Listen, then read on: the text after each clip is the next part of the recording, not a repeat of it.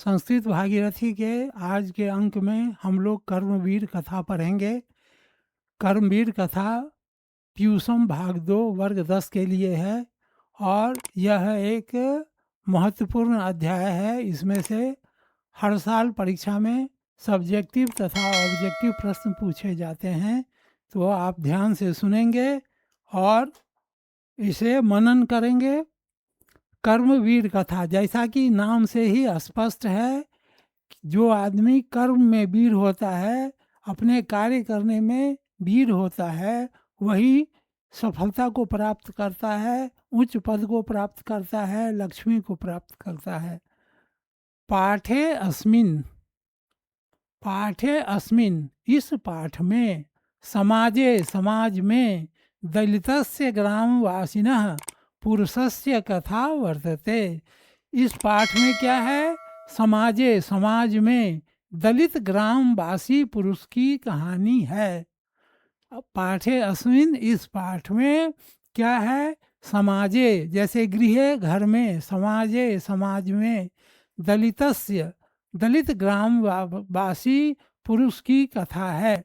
कर्मवीर असौ कर्मवीर लोग अपने निजो उत्साहेन विद्या प्राप्य महत्व परम लभते। तो कर्मवीर जो लोग होते हैं वे अपने उत्साह से, निज उत्साह से, अपने उत्साह से विद्या को प्राप्त कर और बड़े पदों को प्राप्त करते हैं।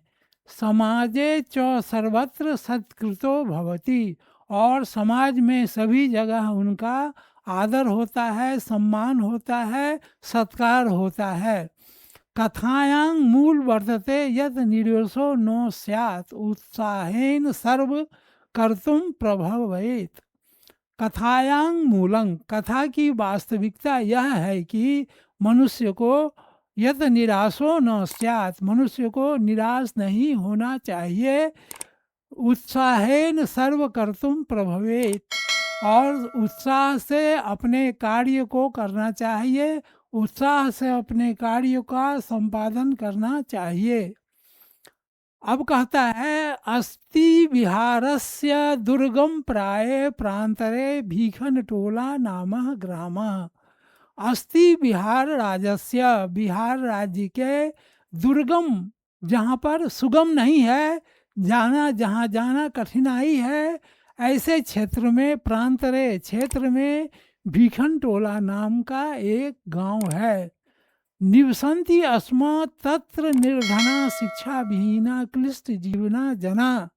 निवसंति अस्मा, वहाँ निवास करते थे। कौन लोग निवास करते थे? निर्धन, शिक्षा से विहीन, जिनका जीवन क्लिष्ट था, जिन बड़ी कठिनाई से वे लोग अपने जीवन यापन को वहाँ करते थे और वहाँ निवास करते थे।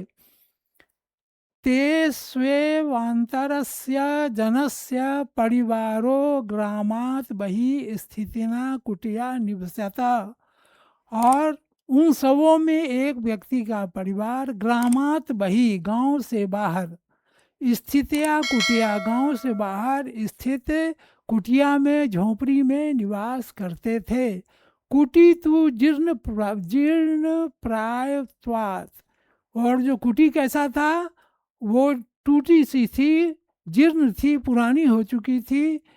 परिवार जनानाम, परिवार के साथ, परिवार के सदस्यों के साथ, आतप मात्रात रक्षती, केवल धूप से वह झोंपड़ी इतनी पुरानी हो गई थी, इतनी जीर्ण शीर्ण अवस्था में थी कि केवल धूप से बचाती थी। नो वृष्टे, वर्षा से नहीं, वर्षा का सारा पानी उस झोंपड़ी में प्रवेश कर जाता था, मात्र वह धूप से उन लोगों की रक्षा करता था।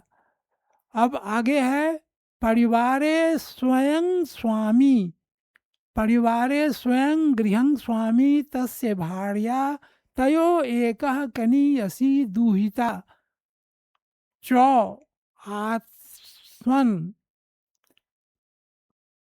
तो परिवार में स्वयं जो घर के मालिक थे, गृह के स्वामी थे, उनकी पत्नी, तस्य भार्या, उनका एक पुत्र और एक कनीयसी दूहिता, दूहिता माने होता है पुत्री, बेटी। तो उन्हें एक पुत्र था और उन्हें एक छोटी बेटी थी। तस्मात् तस्मात् ग्रामात् क्रोश मात्र दूरं प्राथमिको विद्यालय प्रशासनेन संस्थापिता। उस गांव से मात्र 1 कोस दूर पर, गांव में मील नहीं, कोस अभी भी प्रचलित है, दूरी का इकाई है। ग्रामात् कोस मात्र दूर प्राथमिको विद्यालय प्रशासनेन संस्थापिता। तो सरकार के द्वारा एक प्राथमिक विद्यालय की स्थापना की गई थी। तत्र एको नवीन दृष्टि संपन्न सामाजिक सामरस्य रसिकः शिक्षकः समागतः। वहाँ पर क्या हुआ? तत्र, वहाँ, नवीन, नए विचार वाले, नए विचारों से संपन्न एक सामाजिक समरसता वाले, सामाजिक समरसता के पक्षधर शिक्षक भीखन टोला में आए, देखने आए, भीखन टोला में भ्रमण करने आए। भीखन टोला द्रष्टुम आगतः, भीखन टोला देखने के लिए वे आए। स्व कदाचित खेलन रत दलित बालकं विलोक्य तस्य तस्यापात रमणीयन स्वभावेन अभिभूतः। और अब तो क्या हुआ कि भीखन टोला देखने आए और उस शिक्षक ने खेलने में मग्न, खेलने में लगे हुए, खेलने में जो लगे हुए बालक थे, उनको देखकर वे प्रभावित हो गए। उनके स्वभाव से, उन बच्चों की सरलता से, उन बच्चों की सरलता को देखकर वे क्या हो गए? प्रभावित हो गए, भाव विभोर हो गए। शिक्षकम बालकम, बालक एवेन स्वविद्यालयम आनीय स्वयं शिक्षितुम आरंभत। उस शिक्षक ने उस बालक को अपने विद्यालय में लाकर पढ़ाना शुरू कर दिया। बालको अपि, बालक भी, तस्य शिक्षण शैल्याकृष्ट, शिक्षण शैली से आकृष्ट होकर, शिक्षक के पढ़ाने की कला से आकृष्ट होकर, शिक्षा कर्म जीवन से परम गति रति मन्यमानो, उनकी पढ़ाई से प्रसन्न होकर, शिक्षा को जीवन का असली धन मानकर, परिश्रम पूर्वक निरंतरम अध्यायसेन विद्याम अभिमत निरतो अभवत। वह क्या किया बच्चा कि परिश्रम पूर्वक उस शिक्षक के सानिध्य में और परिश्रम करके विद्या सीखने लगा। क्रमशः उच्च विद्यालयं गतः अस्य एव शिक्षकस्य अध्यापनेन स्व अध्यायेन च प्रथम प्राप्य। और शिक्षक के सहयोग और अपने परिश्रम के बल पर वह क्या किया कि परिश्रम के बल पर परीक्षा में प्रथम स्थान को प्राप्त किया। छात्राणाम अध्ययनम तपः, छात्रों का तपस्या क्या है? अध्ययन है। छात्रों का तपस्या ही अध्ययन है।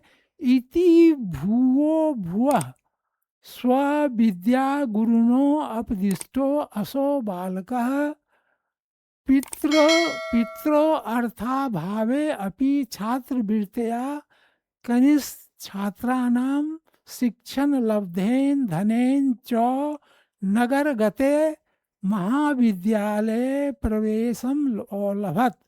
अब क्या हुआ कि छात्रों का पढ़ाई, अध्ययन ही क्या है? तपस्या है। ऐसा उस बच्चे का विचार हो गया। अपने गुरु से बार बार उपदेश प्राप्त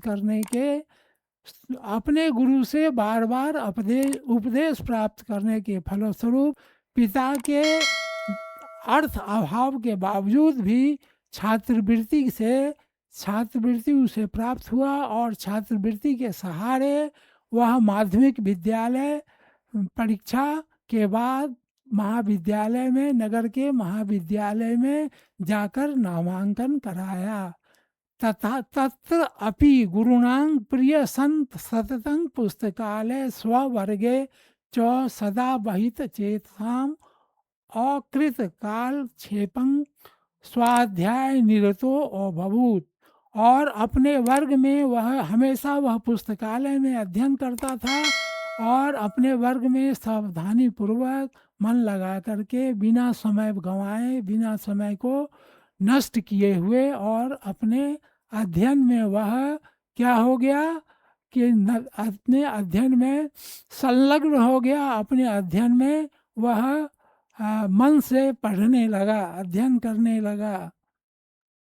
महाविद्यालय से पुस्तकागारे, महाविद्यालय के पुस्तकालय में बहुना विषयां पुस्तकानि आत्मसात असौ कृतवान, आत्मसात असौ कृतवान।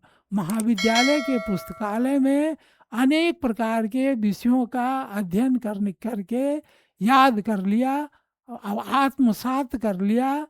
तत्र स्नातक परीक्षायां विश्वविद्यालय प्रथमस्य स्थानं प्राप्य स्व महाविद्यालयस्य ख्यातिम अवर्धयत्।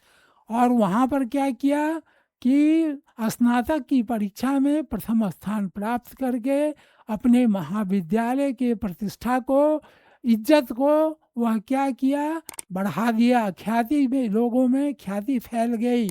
सर्वत्र राम प्रवेश राम इति शब्द श्रूयते स्म, सभी जगह राम प्रसाद, राम प्रवेश राम ऐसा शब्द सुनाई पड़ता था। सभी जगह उसी की चर्चा हो रही थी, सभी लोग उसकी प्रशंसा कर रहे थे। विश्वविद्यालय परिसरे च, विश्वविद्यालय परिसर में भी, विश्वविद्यालय के कंपाउंड में, कैंपस में भी न जानतांग पितरावश्य विद्या जना प्रतिष्ठम, पिता को कोई नहीं जानते हुए, उसके पिता को, राम प्रवेश राम के पिता को लोग नहीं जानता था, फिर भी विद्या के कारण, विद्या पुत्र के कारण, विद्या विद्वान होने के कारण, परीक्षा में प्रथम होने के कारण सभी लोगों के बीच उसकी प्रसिद्धि हो गई। वर्षांतरे असौ केंद्रीय लोक सेवायां परीक्षा अपि स्व अध्ययन अवसेन अध्ययन व्यवसायेन व्यापक विषय ज्ञानेन च उन्नतं स्थानम अप्राप्त। और कुछ वर्ष के अंत में केंद्रीय लोक सेवा आयोग की परीक्षा में भी अपने परिश्रम और अपने व्यापक ज्ञान के कारण श्रेष्ठ स्थान प्राप्त किया। साक्षात्कार, ये साक्षात्कार इंटरव्यू होता है। साक्षात्कार साक्षात्कारे च समिति सस्य व्यापकेन ज्ञानेन तत्र अपि तादृशी परिवार परिवेशे कृतेन श्रमेना अभ्यासेन च परं प्रीता अभवून।